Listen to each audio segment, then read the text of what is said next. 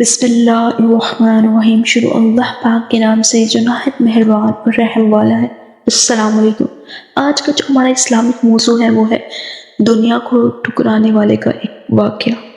حضرت سیدنا حسن بصری رحمۃ اللہ علیہ السلام فرماتے ہیں کہ میں ایسے نیک لوگوں کی صحبت میں رہا جن میں سے بعض حضرات پر 50 ایسے سال گزر گئے کہ انہوں نے نہ کبھی اپنے لیے بستر بچھائے اور نہ کبھی آرام کے لیے چادریں اور نہ ہی کبھی گھر سے کھانا پکوایا۔ ان میں سے کوئی ایک لقمہ ہی کھاتا، مگر پھر بھی اس کی خواہش ہوتی کہ اس لقمے کی جگہ اپنے منہ میں پتھر ڈال لیتا۔ نہ تو وہ دنیا ملنے پر خوش ہوتے اور نہ اس کے چلے جانے پر غمزدہ ہوتے۔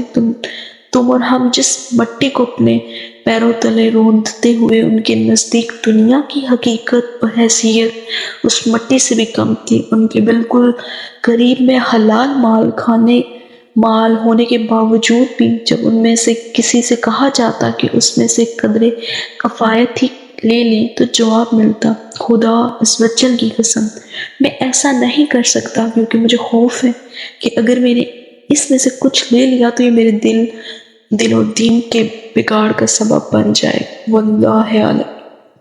اور ہمارا ادھر حال دیکھ لیں، استغفر اللہ۔ اللہ ہم سب کو معاف کرے اور نیکی کی طرف راغب کرے، آمین ثم آمین۔ ملتے ہیں ایک نئے اسلامک لیسن کے ساتھ، تب تک کے لیے اللہ حافظ۔